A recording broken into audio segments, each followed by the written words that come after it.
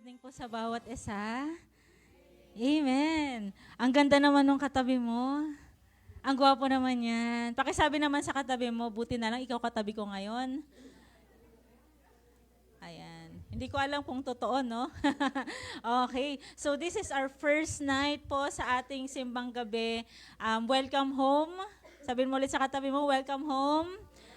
Amen. Welcome po to Lighthouse Center. Okay, so sana po sa gabing ito matututo, mata-challenge, may excite ulit tayo to celebrate Christmas in a right way. Sabihin mo sa katabi mo yung tama. Ayan. Okay, etong simbang gabi po natin, 3 nights lang po ito. Sabihin mo ulit sa katabi mo, 3 nights lang. So sana makumpleto nyo. Okay ba yun? Okay lang po ba yun? 3 gabi lang tayong pupunta dito para i-celebrate, para pag-usapan ng salita ng Diyos. Amen? So, now, hindi ko na po patatagalin ng lahat. Alam ko po na ang December din po talaga isa sa buwan na inaantay natin. Tama po ba? Lalo sa mga youth, mga bata. Kami po kasi hindi na masyado nag-expect. Wow!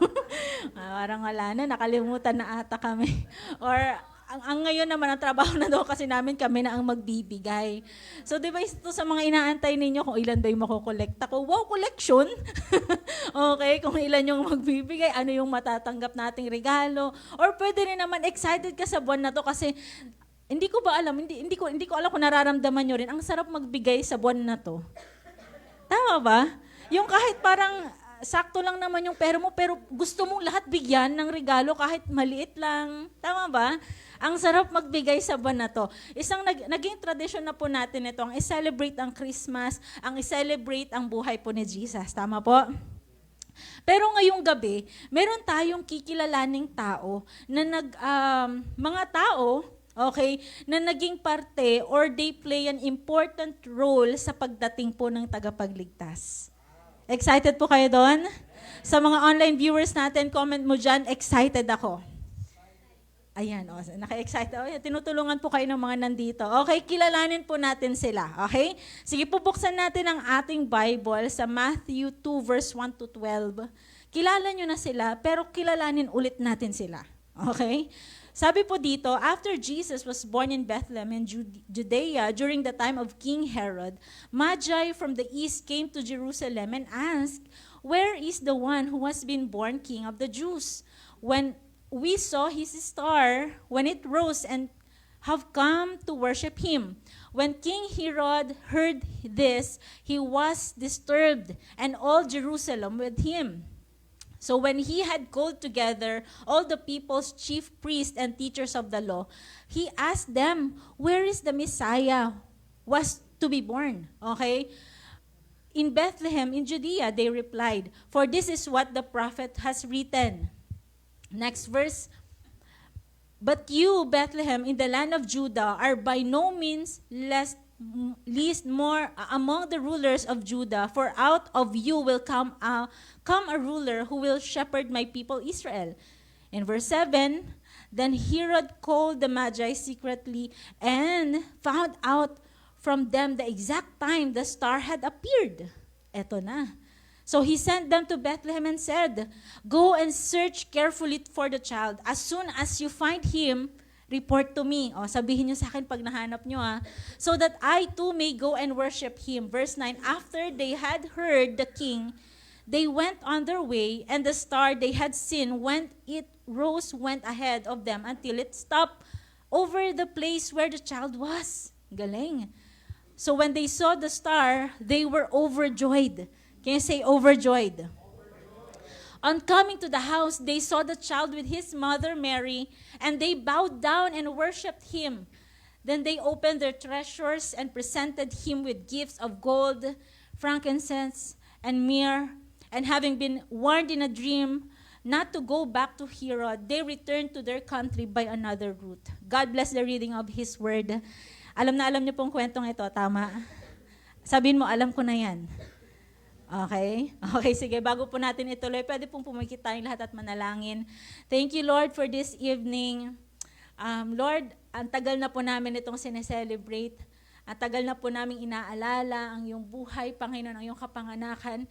Pero by this time, Lord, this year, I know and I believe, we believe that you will make it more meaningful. Lord, meron ka pang mas ipapaalam sa amin, mas makikilala ka pa namin, mas malalaman pa namin, Panginoon, yung katotohanan patungkol sa inyo. Buksan mo po ang aming kaisipan sa bawat salita po na maririnig namin ngayong gabi. Thank you, Lord. We bless your name. We bless your word. In Jesus' mighty name we pray. Amen and amen. Ang kikilalanin po kasi natin ngayong gabi is no other than, or ang tinatawag po natin, the wise man. Sabihin mo nga, wise man. Parang yung katabi mo yun. Ayan. Mukha ba? Ay, parang hindi ko sure, ate, kung wise itong katabi ko. Pero sige na nga, sinabi mo eh. Okay po. So, sino nga ba ang mga wise men na to? Okay? Actually po, these wise men were not actually Jews. Okay? Nor, hindi rin po sila mananampalataya. They're not believers. Actually, sila po ay mga pagan magicians and astrologers from the East. Sometimes po, na ang tawag sa kanila ay mga magi. Okay? So, the word used for magi is the same Greek word from which we get the word magician. Okay? So, mga magician, may mga magician po ba dito? May mga magi po ba tayong kasama dito? Magician? Okay? Mga magician, okay? Actually po, they were similar group of people na na-mention po sa Book of Daniel in the Old Testament. Kung maalala nyo po yung kwento noon na nagkaroon ng panaginip si king o ang hari. At he was so disturbed na hindi niya maintindihan ano yung panaginip niya. Kaya tinawag niya lahat ng mga magician, mga magi, ang tawag dito, mga wise men, tawagin nyo, gusto kong maintindihan yung panaginip ko. So they were the same people, okay? Sila po yung mga advisors ng hari, mga magician, magi, okay? So in other words, ang mga magician or magi na to, sila yung mga matatalino, mga maalam. Are you there? Parang talaga yung katabi mo. Maalam sa latest. Ayan, diba? Mare, anong latest? Diba? Okay? Joke lang po yan. So, yun nga po, tinawag ng hari no, ng mga magician, please paki-explain ano tong panaginip na to. So, these magi whom we call wise men, actually po, they made an impact on Jesus' birth and even po sa atin. Tama po? Kaya nga napasama na sila sa kantang, Pasko ay... Ayan. Yung mga batang kumakanta, iniiba na kasi nila yung lyrics eh. Kaya nakakalimutan na natin, tama po ba? Iba-iba na naghalo-halo na, mekos-mekos na yung mga kanta nila. Try nyo pong umupo dyan sa plaza, na mekos-mekos na yung mga kanta. Anyway po, ano nga ba yung impact na ginawa ng mga magi na to, itong mga wise men na to, sa buhay ni Jesus and even sa generation natin ngayon? Are you ready? 3 things po, 3 bagay lang ito na pag-uusapan natin. Tingnan natin kung ano nga ba yung mga ginawa nila na nag-impact po sa kapanganakan ni Jesus. Number 1 is they seek Jesus. Can you say seek? In verse 1 to 2, sabi niya doon, after Jesus was born in Bethlehem in Judea, during the time of King Herod, the Magi from the east came to Jerusalem and asked, "Where is the one who has been born King of the Jews? We saw his star when it rose and have come to worship him." Ang tanong ngayon, bakit nila hinahanap? Natanong niyo rin po ba yun? Bakit itong mga magi na ito, matatalino na ito, bakit naghahanap pa ng Jesus? Are you there? Bakit hinahanap pa nila? Paano nila nalaman ang kapanganakan ng Messiah? In fact, sabi ko nga sa inyo kanina, they were not believers. They were not Jews para alamin o kilalanin kung sino to. Tulad nga ng sinabi ko sa inyo kanina, just like what I've said, etong mga magi po na ito, sila po ay mga maaalam.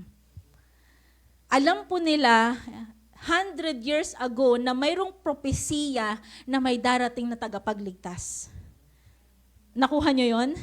Sila po ang nakakaalam, naiintindihan nila. Kaya itong wise men na to, nag-antay sila sa pagdating niya. Bakit? Iba kasi po ang may alam. Sabihin mo sa katabi mo, iba ang may alam. Di ba po, kapag alam yung may pakurong, di ba, bumalik tayo sa pakurong, kapag may alam, talagang aantayin mo yan. Ang aantayin mo ang pagdating, yung mga walang kamalay-malay, wala lang. Diba? Alas 12 daw, may pakurong, may pakurong.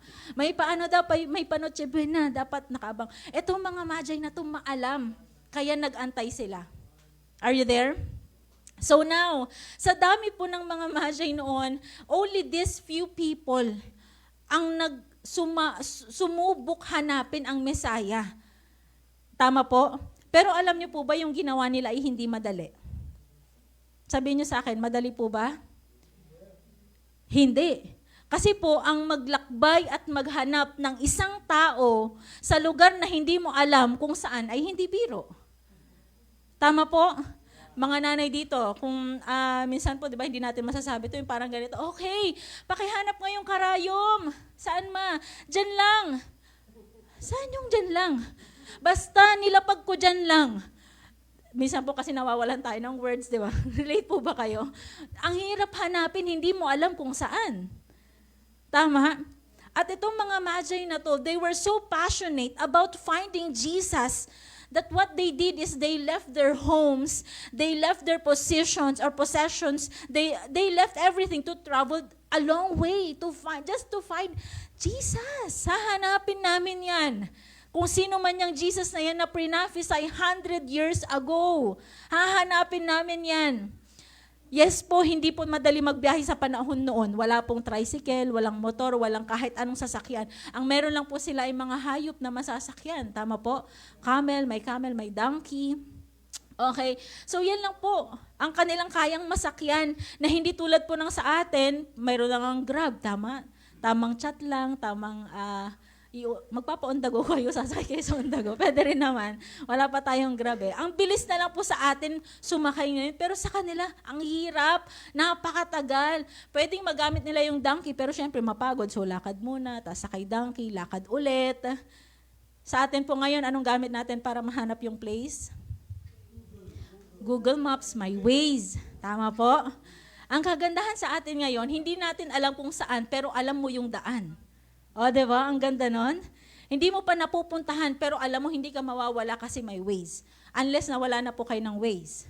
Naalala ko, kwento ko lang, may pinuntahan kami. Pupunta kami ng garden, prayer garden, yun, Gethsemane. Winalakar, ano ba yung gamit natin? Hindi, Waze ba? Google Chrome o Google Maps. Alam niyo po ba, nilagay kami sa kasupok-supukan. Hindi kasi prayer garden yan, ituloy-tuloy. Alam niyo po ba, kulang na lang, bike lang ang makakadaan. Hindi prayer garden kasi yan, kaya siguro talagang susuungin natin ang kagubatan dito. Nasa endpoint na kami ng buhay, charot. Nasa endpoint na kami. Walang prayer garden dito, alis kayo, sabi ng tao doon eh. Nawala kami, so hindi pala totoo na hindi tayo iwawala. Nawawala rin pala tayo, okay? So, eto na nga. Okay? Napakahabang biyahe po ang inabot nila. Actually, taon ang inabot nila na tulad ng na-share ni Pastor Paul last Sunday. Tama? Very knowledgeable. Nakita na, kaya pala si King Herod pinapatay niya yung mga 2 years old pababa kasi pwedeng umabot na siya ng taon. At yung mga magi, inabot na ng taon sa paghahanap. Nakuha niyo po yun? Grabe naman. At ano na nga po ang ginamit nila or way nila para mahanap? Star, na ang ganda rin ng explanation. Si Jupiter pala yun. Okay, hindi si Maring Mars o si Maring Mercury. Okay, pero po actually, kung mapapansin ninyo, lumalabas lang ang mga star, ang mga yan sa gabi. So probably, gabi lang sila bumabiyahe. Tama ba? At ang hirap po bumiyahe ng gabi. Lalo't wala kang ilaw. Tama po? Ang grabing sakripisyo. Grabing hirap pala yung ginawa ng mga magi, mahanap lang tong Messiah na to. You know what? Sa mga magi, to this man, seeking Jesus was a sacrifice. It is a sacrifice. Their journey actually po was so uncomfortable. Okay? Hindi po madali, it's inconvenient and time-consuming. Same through po, 'di ba, para sa atin. Actually, kapag naghahanap tayo, gusto natin mabilisan, madali lang. Kapag nasa comfort zone tayo, gusto natin, eto, comfort zone lang tayo, ha? Okay na ako dito. Pero kapag mahihirapan ako, hindi ko gagawin. Ay, pupunta ng Lighthouse Center ng gabi, pagod na ako, naglaba ako eh. Na, parang ganyan, ayaw na natin kapag comfort zone natin, gusto natin dito lang.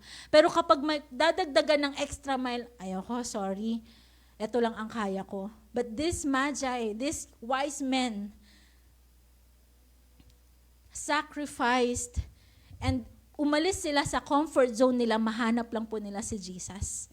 Grabe namang seeking yan. Sabihin mo, grabe naman. You know what? The wise men sacrificed their comfort for the king.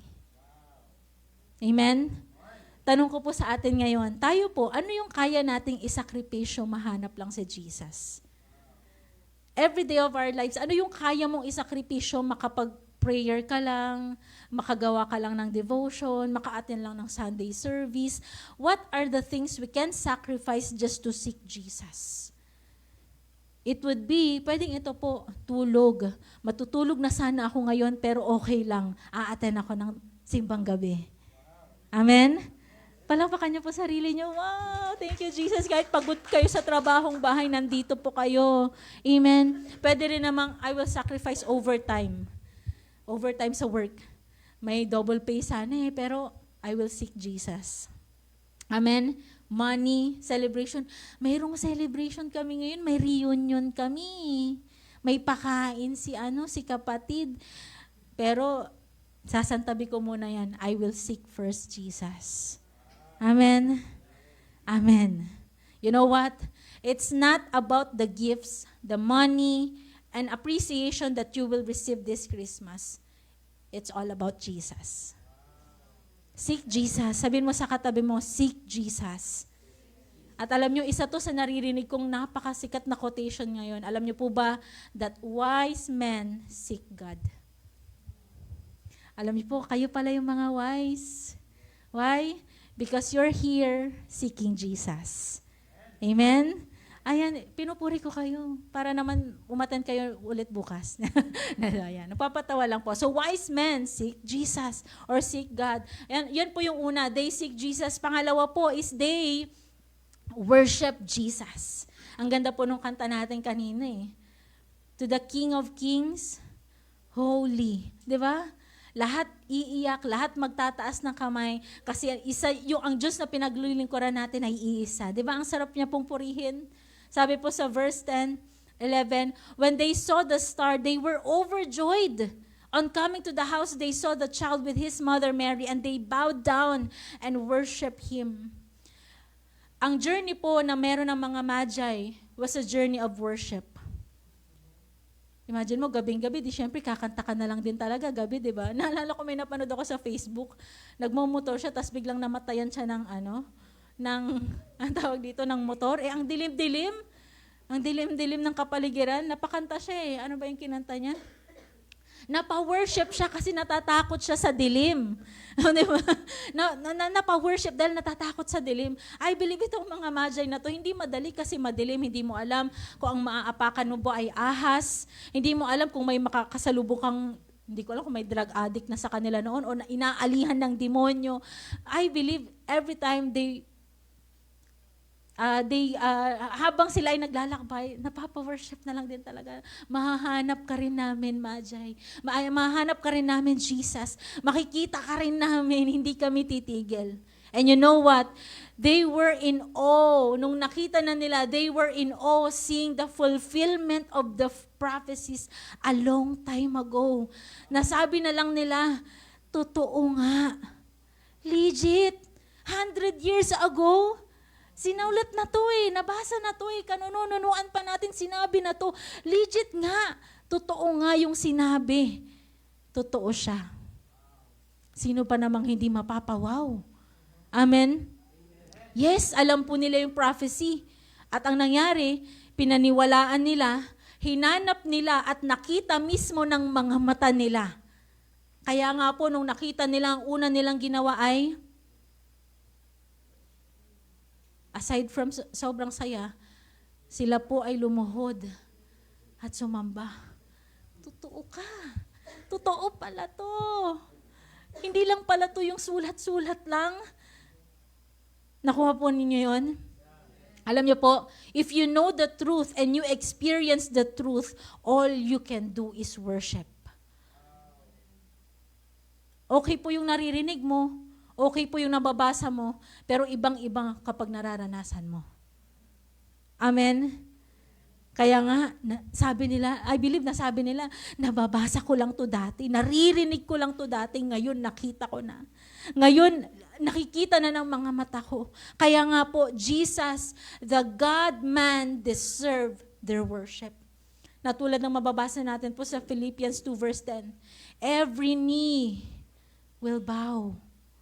Lahat po ay luluhod, kahit unbeliever pa yan, kahit taga-ibang lugar pa yan, luluhod sila at sasambahin nila ang Panginoon. You know what? Ang mga wise men po na pinag-uusapan natin ngayon, they were the very first in recorded history who ever do that. Na pagdating niya, sila po yung sumamba. No one told them to do, wala po nagsabi. No one even made it, okay? They choose to worship Him. They were the first of many.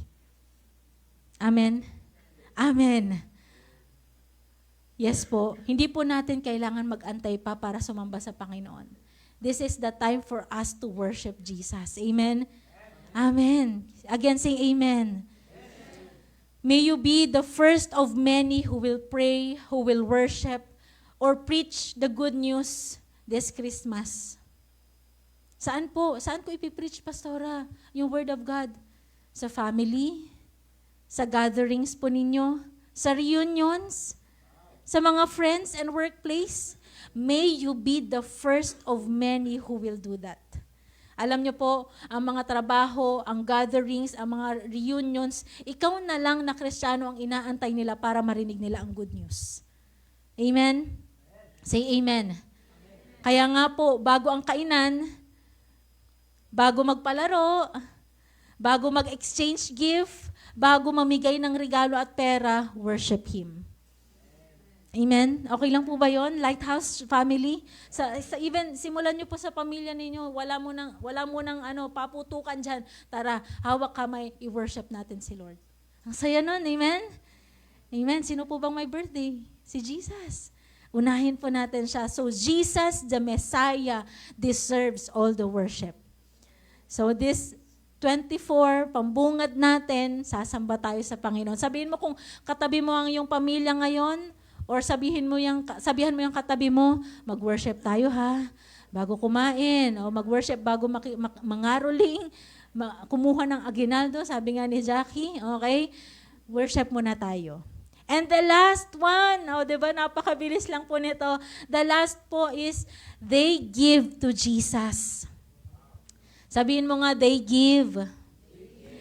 Okay, then they opened their treasures and presented Him with gifts of gold, frankincense, and myrrh. Okay, worshiping Jesus actually is more than simply bowing our knees and saying we worship Him. Okay, the wise men also gave Jesus gifts to demonstrate their worship. Ibang-iba rin pala talaga kapag may gift, okay naman yung sabihin mo, uy, ang ganda mo, uy, happy birthday Tama po sa mga nagba-birthday dito. Medyo may ina-expect rin tayo ng konti, di ba? Siyempre, birthday. Umami naman na kayo. Okay? So, di ba, kahit pa paano, few people na nga lang in-invite mo, di ba? Kahit tubig lang dyan, okay na ako, basta may magbigay. May konting ine-expect, okay? Alam na itong mga Magi, nagdala sila ng regalo. May regalo. Parang hindi po kayo masaya. May dala-dala po silang regalo. Sabi na may mga nabasa ako. Hindi po, kapag mga tao dito, pupuntahan mo ang tao para ibigay ang regalo. Huwag daw kayong pupunta at manghihingi ng regalo. Hindi, joke lang yan. Nakasanayan na natin magbahay-bahay, lalo mga bata. So they give something to Jesus. Ano po yung mga binigay? Binigyan ng gold, ng frankincense, and ng myrrh. Alam niyo po ba na may mga ibig sabihin tong mga to? Unang ibig sabihin, let's see the symbols of this gift. First gift is the gold. Okay? Alam niyo po that gold represents wealth. At ang gold po ay nireregalo sa hari. It symbolizes Jesus was the King of Kings. Etong gold na to symbolizes that Jesus is the King of Kings. Pangalawa pong niregalo sa kanya is the frankincense. Okay, actually, frankincense po is the sap of a tree that was dried and hardened and used as incense to worship God. Thus po, we see a gift from His deity. So nagpapakita na ang frankincense po ng deity na Jesus, so ang ibig sabihin nito, Jesus was the Son of God. Wow! Amen. And the last one po, na ibig sabihin naman ng myrrh, okay, is a fragrant perfume na ginagamit po sa patay. To embalm and preserve them. And it only means that Jesus was the sacrificial lamb. Na mamamatay siya. Isa-sacrifice siya. Hindi ko po alam I don't know if this magi know the meaning of gift na binigay po sa kanila. Okay? We don't know if the magi were conscious of the symbolism of these gifts or not. But it would appear that God, in His sovereign plan, used these gifts to show us who Jesus was and what He would do. Regalo pa lang nagrepresent na o nagpapakita na sino nga ba itong Jesus na to. Nakuha po natin? Ang galing po, no? So sa regalo pa lang, eto na, wala na. Ito na yun eh. Pinakita na sa regalo pa lang kung sino ang tagapagligtas o sino si Jesus.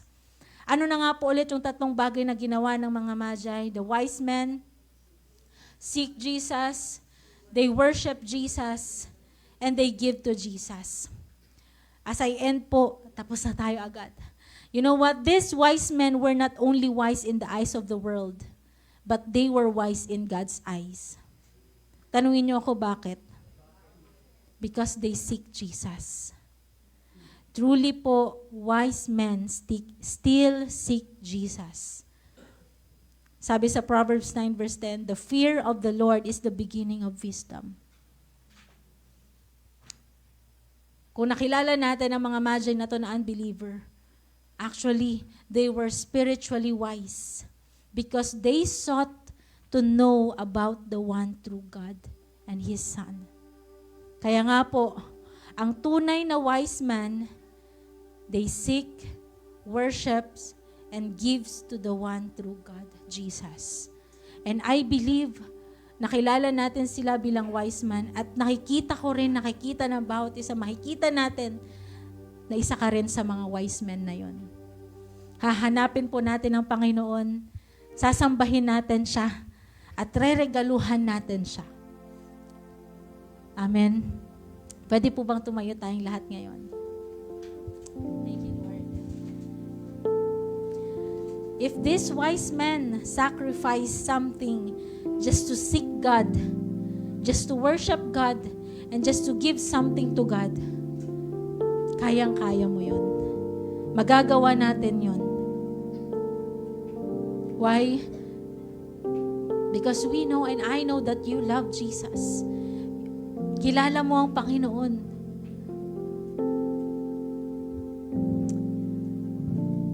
Lord, I pray this evening, Lord, ibalik mo po yung puso sa amin na hahanapin ka. Hindi lang every Christmas, hindi ka lang namin aalalahanin sa mga panahong ito, pero aalalahanin ka namin every day of our lives. We will seek you like never before. We will worship you like never before. And we will give like never before. Lord, may this Christmas, Father God, mapasaya ka namin. Nawa ngayong Christmas, Panginoon, may pagsigawan namin sa mga kapatid namin, sa pamilya namin, sa mga kaibigan namin, na totoo ang Diyos na pinaglilingkuran natin. Lord, give us that boldness, that passion, Lord, na tulad ng ginawa ng mga magi, Lord, hindi sila tumigil. Hindi po sila huminto. Lord, give us that boldness, give us that heart, that spirit, na kami rin po mismo hindi hihinto, hindi titigil, hindi give up. Panginoon, nahanapin ka, nasambahin ka at magbigay sa'yo. Along the way, we know marami kaming mararanasan. Madilim. Pero thank you, Lord, merong liwanag at ikaw yun. Ikaw, Panginoon, ang liwanag na magdadirect sa amin, maglilid sa amin patungo, Panginoon, sa iyong presensya. Thank you, Lord. Lord, ipakita mo to sa amin, Panginoon. Lord, ipakita mo, Panginoon, yung joy ng paghahanap sa iyo. Lord, ipakita mo, Panginoon, sa amin yung joy ng pagsamba sa iyo. Ipakita mo sa amin, Panginoon, yung joy ng pagbibigay sa iyo. Thank you, Lord. Lord, salamat po, Panginoon.